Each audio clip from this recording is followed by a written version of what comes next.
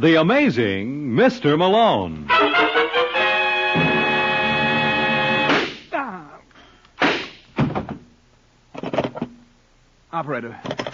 Operator, get me the office of John J. Malone. The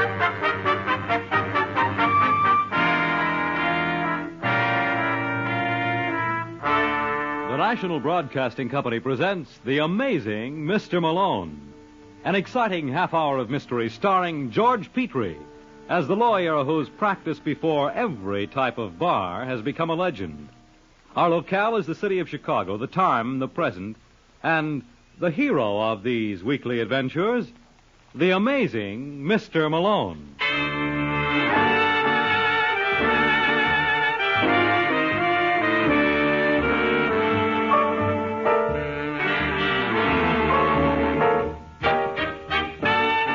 Malone's the name, John J. Malone, attorney and counselor at law. Tonight, in our study of the cliché, let's explore the possibilities of haste maketh waste. As a case in point, I give you Dutch Schneider. Dutch is the solid-looking citizen behind the mahogany desk at the Belvedere Club. He's a gambler by profession, but that doesn't mean he takes chances. No, Dutch likes to play it nice and safe. That probably explains why he stares with obvious disbelief at a light on his desk, which flicks on and off with appropriate sound effects. O'Neill. Yeah? What's going on out there? Just what you think, Dutch. It's a raid. They doing any damage? Well, can't you hear it? No. Well, take my word for it. They're playing awful rough. I'm glad they're having fun. Who's in charge? Hiya, Mr. Schneider. Never mind, O'Neill. Do you want to see me? Yes. What's your name, officer? Brooks. Lieutenant Sidney Brooks. Why wasn't I notified of this raid? Would you mind repeating that, please? I asked why I wasn't warned. Your boys must have done at least $100,000 worth of damage. Oh, easy. You know who's going to pay for it? Who? You. On my salary, don't be silly. O'Neill, What is it, Dutch? get me Arthur Hall on the phone. Oh, now I get it. Is Arthur Hall your lawyer? That's right. You know, this is the funniest thing I've heard yet. You think so? I know so. So he clipped you, too, huh? I'm surprised at you, Dutch. What are you talking about? I'll bet Arthur sold you a bill of goods he could keep us out of your hair if you paid off to him. Well? Well, he was kidding you. Arthur Hall has as much influence in Chicago as my brother-in-law. And even with me on the force, he can't get himself arrested. Well, if Hall was bluffing, why wasn't my club knocked off before? Oh, you're just lucky, Dutch. We're understaffed. We didn't get around to you. I see. I can't get over it. Arthur Hall clipping a hep character like you. You're right, Lieutenant. It is funny. But you'll pardon me if I don't laugh. Right now, the joke seems to be on me.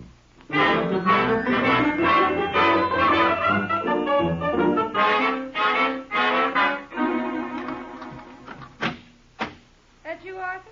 Yes. You're late. I was detained at the office, Peggy. Why didn't you answer your phone? Dutch Schneider's been trying to reach you all evening. Oh, did he call here? Mm-hmm. You know, Arthur, I got the idea he was a little annoyed with you. Oh, well, what did he say? It wasn't what he said, darling. It was the way he said it. Listen, Peg, I gotta leave town for a few days. Oh, really? Yeah, something's just come up. Remember the Morris estate? Arthur, you don't have to explain. You know I trust you implicitly. When are you leaving? I'm taking the super chief to Los Angeles. Oh, that explains it. That explains what? Why they called and confirmed your reservation to St. Louis. Well, I must have made a mistake. Obviously. Well, have fun, darling. If there's anything I can do for you here. There is. I want you to sign these papers, see. What are they? Nothing to be concerned about. Here, on this first line here. Didn't you once tell me never to sign anything without reading it? Well... This is to acknowledge that I, Peggy Hall, hereby... Now, look, Peggy... Arthur, I'm shocked. Utterly and completely shocked. Well, I couldn't sign anything like this. If I did, all the bonds and money you put in my name would revert back to you. It's my money in bonds, isn't it? Oh, sweetheart, don't get me wrong. I wouldn't want to see you penniless in St. Louis. Los Angeles. Suppose I write out a check for $25. Now, listen, Peggy. There's no use arguing, Arthur. I think I'm being very generous. After all, I'm not obliged to give you anything. Ah, you dirty little double-crosser. Just what do you think you're doing? It's not nice, Arthur. Huh? I said that's not nice. Hello, Peggy. Hello. What, Dutch, what are you doing here? Oh, there are a couple of things I want to take up with you. Would you mind leaving us alone for a little while, Mrs. Hall? It would be a pleasure. No, Peggy. Come back. That's a swell girl you've got there. Now, listen, Dutch, I know what you're going to say. That's good. Then I won't have to say it. There was a slip-up. You see, I've been on the phone all day. Those boys had no right to raid your place. But they did. Well, I've got an appointment to talk to the commissioner tomorrow. I don't see how you're going to manage it. Well, what do you mean? Well, to talk properly, you should have teeth. And comes tomorrow, Arthur, I don't think you're going to have many left.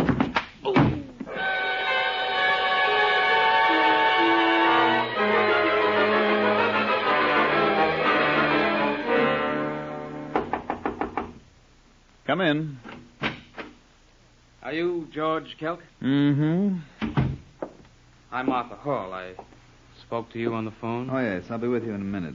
I've got to hear this record. Oh, now, look, Kelk, I'm a busy man. If you're in a hurry, Mr. Hall, you better take your business elsewhere.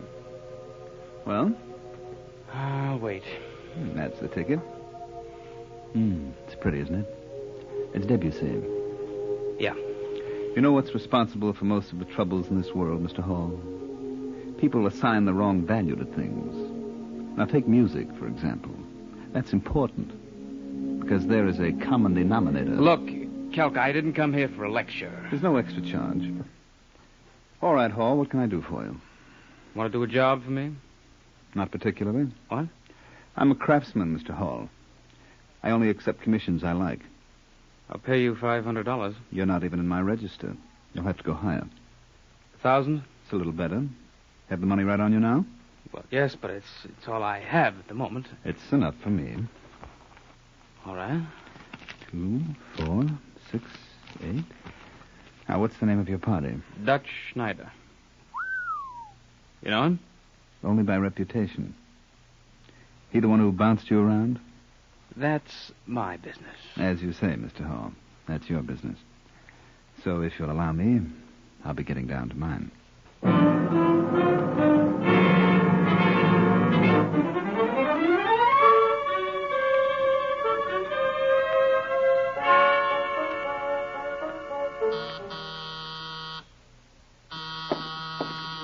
Just a minute. Yes? Are you Dutch Schneider? That's right. Kelk's my name. Georgie Kelk. Kelk. Haven't I heard that name before? Well, I don't know. Have you? Why, sure. You're the... Well, go on, Dutch. You won't hurt my feelings. I'd rather not take any chances. Frankly, it won't make much difference. Sit down. You mind if I smoke? Here, try my brand. They're king size. Well, if nothing else, it'll give me a little more time. A match? Sure. Catch? Thanks.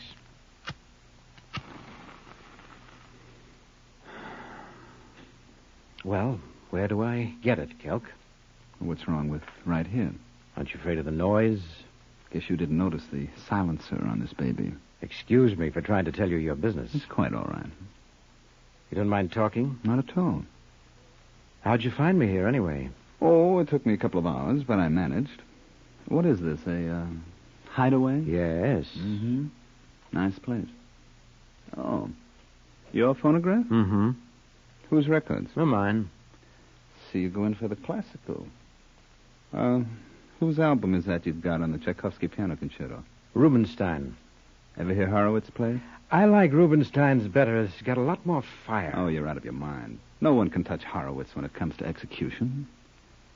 You ought to know. Hey, it's all right. Say, tell me something, Dutch. Why is it the nice guys always get it? There's no reason why they should. Look, Kelk, I don't want to insult you, but can't we talk this over? I'm afraid not. Well, I know who put you up to it. It was Arthur Hall. What difference does that make? A lot. You have nothing in common with Hall. Wouldn't you rather work for me? Definitely. But it's too late now. Why? You can't tell me that you're afraid of Hall. And I don't know what he gave you, but I'll pay you $10,000 for that gun, fully loaded. I don't know, Dutch. I've never done anything like this before. And if I did now, I wouldn't want you to think that the money you're offering had any effect on my decision. Oh, of course not. There was something about that fellow Hall that just rubbed me the wrong way. All right, Dutch. Get the dough.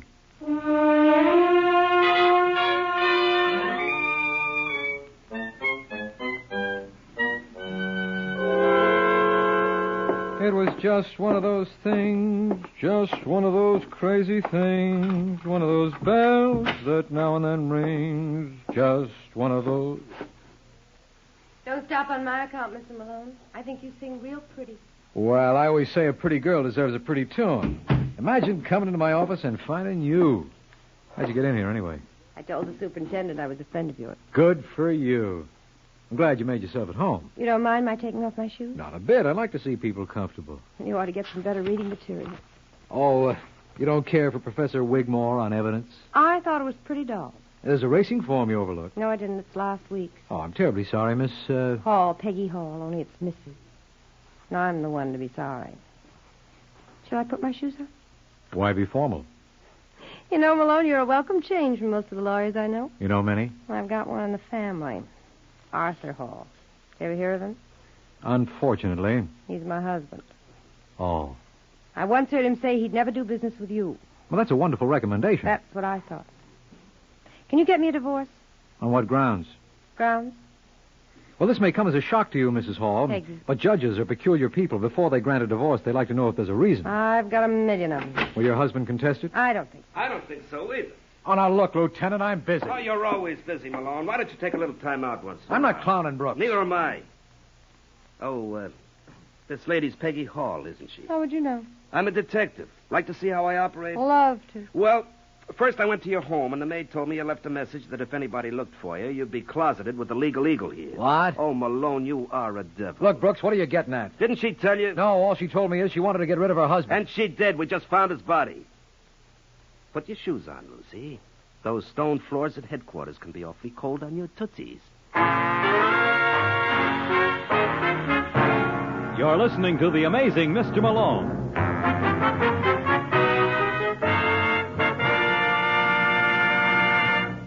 It's the Silver Jubilee on NBC. NBC has long been known as a leader in programming.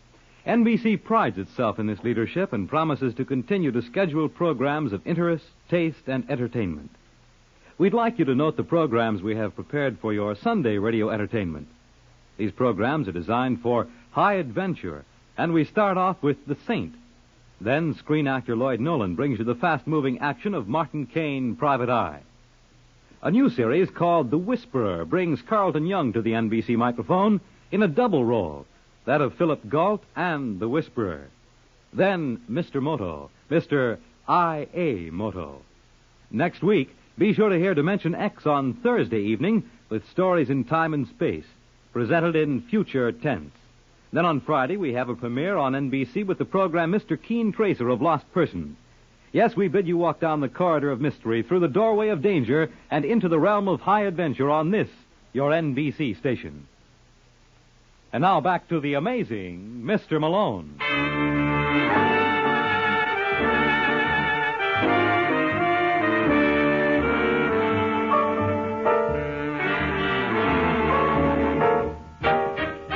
There's an old cliche. It's always darkest before the dawn. And judging by the signs here, daybreak was a way off. While Lieutenant Brooks gazed about my office, I watched my client, Peggy Hall, put on her shoes. Little thing like that can tell you a lot. To me, it proved two things. One, my client was innocent.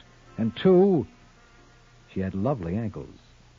You like what you see, Malone? I love it. You're going to hate me for asking this, Peggy, but did you kill your husband? Do I look like the kind of girl who would? Oh, you're a bounder, Malone. I know. I ought to wash my mouth out with soap. All right, lover, who do you think did it? I have no idea. But if you asked me who would have liked to... I'll amend the question. Dutch Schneider, for one. Who for two? I think Dutch ought to be enough to hold you for a while. Boy like Dutch could hold me for life. What do you have against Arthur? Arthur convinced him he was a man of influence. Oh, I get it. How much did he nick Dutch for? I really don't know. Must have been a substantial amount. Figures. That's quite an achievement to take money away from Mr. Schneider. I wonder if I could get in Dutch. I'll let you kids know if I score.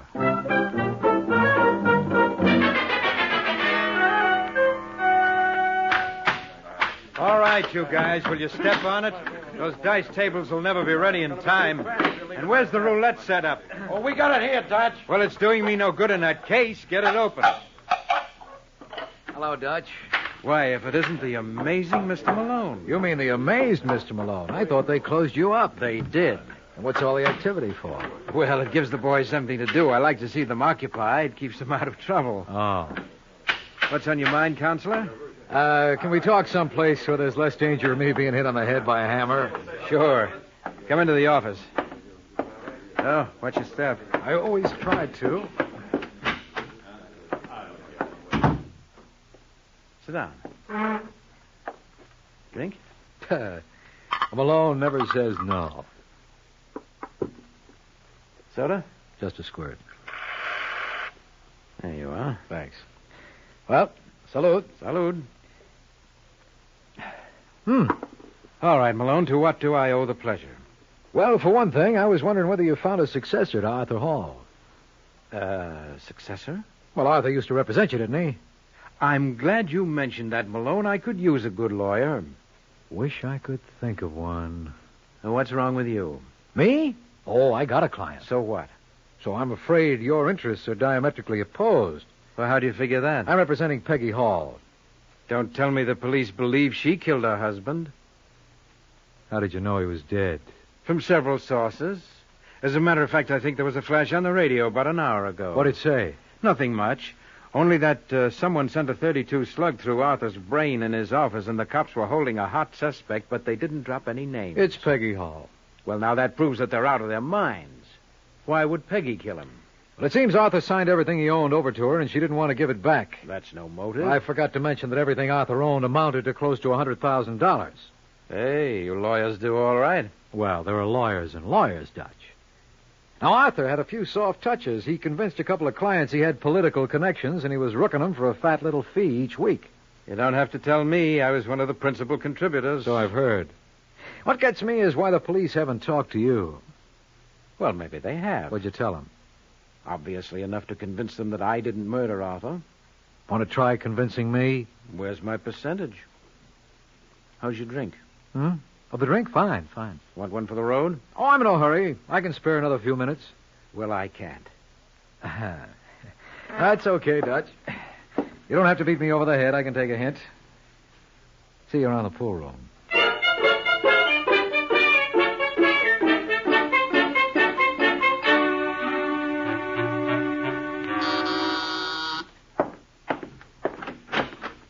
Hello, Dutch. Why, Kelk, you're the last man I expected to see. I hope you don't mind my dropping around. I brought over the Horowitz recording of the piano concerto. I thought maybe you'd like to compare it with the Rubinstein job. You didn't really come for that, did you, Kelk? I guess there's no use in my trying to kid you. No use at all. It's funny, Dutch. I've known you, how long? Maybe 24 hours. And yet I feel that there's a bond between us. Do you? Mm-hmm. You know me better than I do myself. For example, I used to think that I was incorruptible. Oh, come now. No, I mean it. I always prided myself that once I undertook an assignment, nothing could swerve me from my purpose. But you did, didn't you, Dutch? And you did it with money. Did I do that? Yes. You put ideas in my head. Get to the point, Kelk. Well, all I'm trying to say is that suddenly money has become tremendously important to me. So? So, I want lots of it. And do I look like Fort Knox? Well, a reasonable facsimile. I sold you your life at 9 o'clock last night for $10,000. Now, that was pretty cheap, Dutch. I'll bet I could have gotten 5 times that. Easily, if I had that much here. Well, you better start raising it. Otherwise? Otherwise, I go to a fellow named John J. Malone. No, you wouldn't do that. Why not? I just don't think you would. Well, you're wrong, Dutch. How can I be? You admit that I know you better than you do yourself. And I don't see you going to John J. Malone. I just don't see it.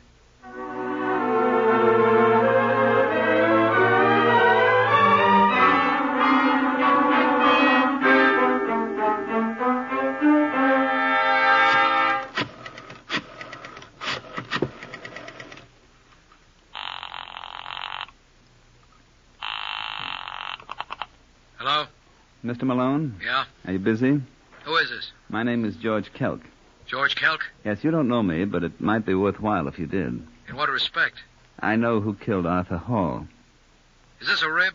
I'll let you judge that for yourself. What time does your office staff leave? 5:30. All right. I'll be there at 6. It'll be much easier with just the two of us.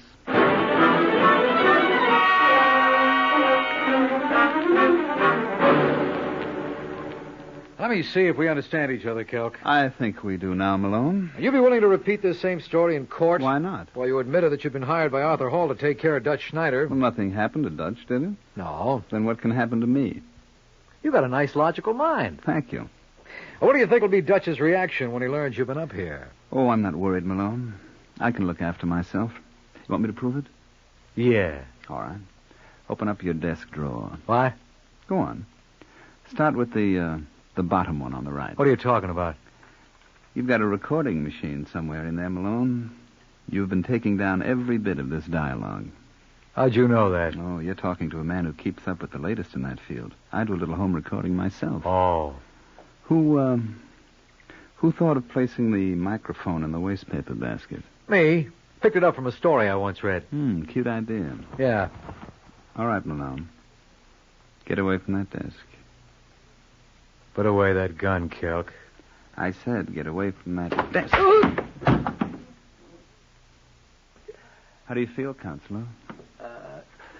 Oh, that's too bad. Next time, remember, you're not dealing with an amateur. I never audition for free.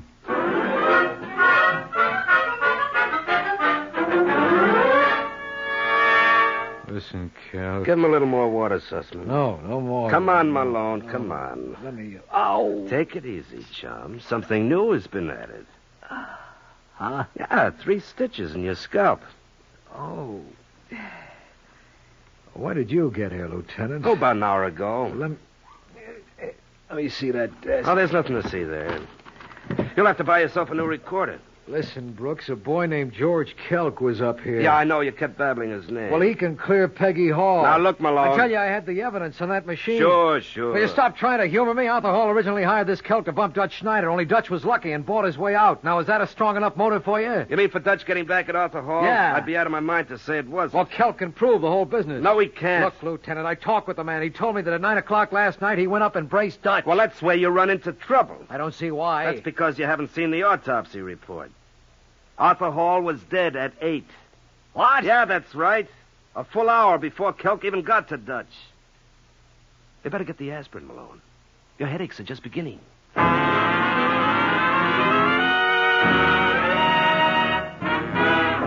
You're listening to The Amazing Mr. Malone.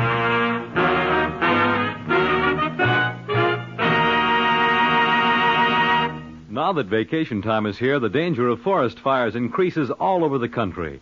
Millions of people will be enjoying the mountains and woodlands on hiking, camping, and fishing trips. Of course, the more people there are in the forests, the greater danger there is of fire. But we can prevent forest fires if each of us will be careful. Crush out cigarette, cigar, and pipe ashes. Break matches in 2 after using. Drown all campfires, then stir and drown again. Forest fires are a shameful waste because they can be prevented. Remember, only you can prevent forest fires. And now back to the amazing Mr. Malone.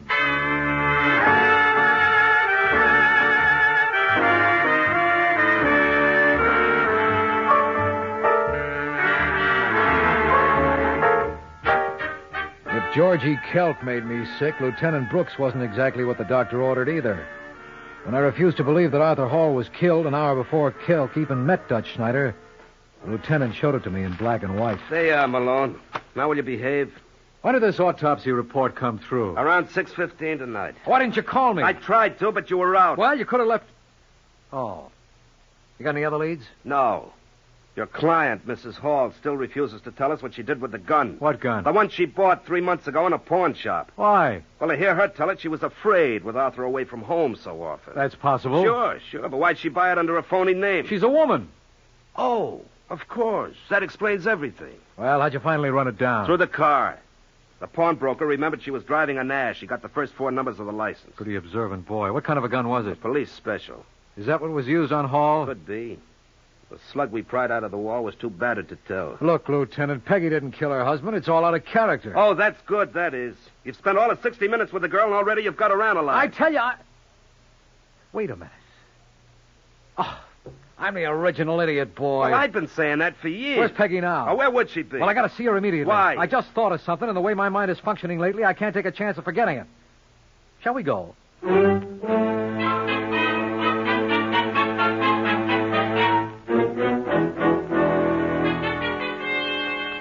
If there's anything I can do, Peggy, anything at all, I want you to let me know. Thank you, Dutch, but I can't think of a thing. Malone's taking care of everything. Well, much as I dislike the guy, I've got to admit he's capable, but if you want anybody else... Open him up, sir. Hello, Peggy. Malone, what happened to you? Oh, I used my head when I shouldn't have. Oh, I'm sorry. I didn't realize you had company. That's all right, Counselor. I'm leaving. Oh, don't on my account, Dutch. The lieutenant here has a call out for Georgie Kelk. Kelk? Hadn't you heard he was up to see me tonight? I didn't think he would. Why not? I didn't think he knew anything about Arthur's murder. You're right. He didn't. Hey, Malone, you said there was something you wanted to ask Mrs. Hall. Oh, yeah, I'm glad you reminded me, Lieutenant. I almost forgot again. You got any plans for tonight, Peggy? That's not funny, Malone. No, I'm serious. I'd like to take you out. Hey, haven't I got anything to say about that? But don't get me wrong, Lieutenant. With the housing shortage what it is, I wouldn't leave you with an empty room. Mr. Schneider can move in and take her place. How about that, Dutch? What are you trying to say, Malone? You killed Arthur Hall. There, I said it, and I'm glad.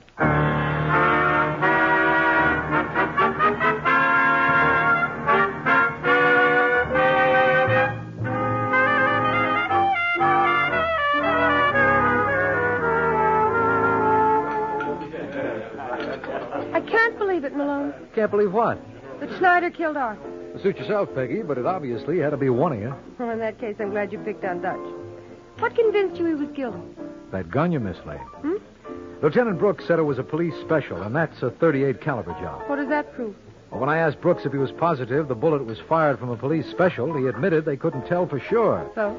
So how come when I first went to see Dutch Schneider, he knew definitely it was a .32? Oh, Dutch must have had inside information. The very best. After the raid on his club, Dutch went to your home and beat the devil out of Arthur. Why didn't he kill him then? Arthur must have promised to return the money he got from him. Well, how could Arthur do that? He'd signed over practically everything he owned to me. Sure. And then when Dutch realized he had no chance of recouping, he went to your husband's office and killed him there. But in between, Arthur hired Georgie Kelk. By the time Kelk located Dutch, Arthur was dead. Should I say I'm sorry? Well, not if you don't feel like it. But you don't want to let this prejudice you against all men. Oh, it won't. I know now the type I can handle. And when I see one of the other kind, I'm going to start running. How will you recognize the other kind, huh? That's easy. They're lawyers. Good night, Mr. Malone.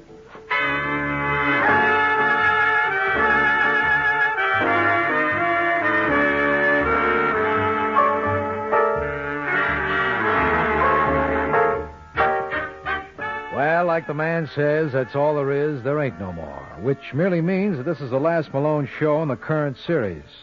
If you want us back, all you got to do is say the word. When it comes to that department, you're the judge and jury. So here's hoping you'll be dropping us a line at the office and that the verdict will be a favorable one. Good night and good luck. George Petrie was starred as John J. Malone with Larry Haynes as Lieutenant Brooks. Our program is written by Eugene Wang and directed by Richard Lewis. The Amazing Mr. Malone is based on a famous character created by Craig Rice and produced by Bernard L. Schubert. The events in this story were fictional, and any resemblance to persons living or dead is entirely coincidental. Fred Collins speaking. The Amazing Mr. Malone has come to you from New York. Stay tuned for The Man Called X over most NBC stations.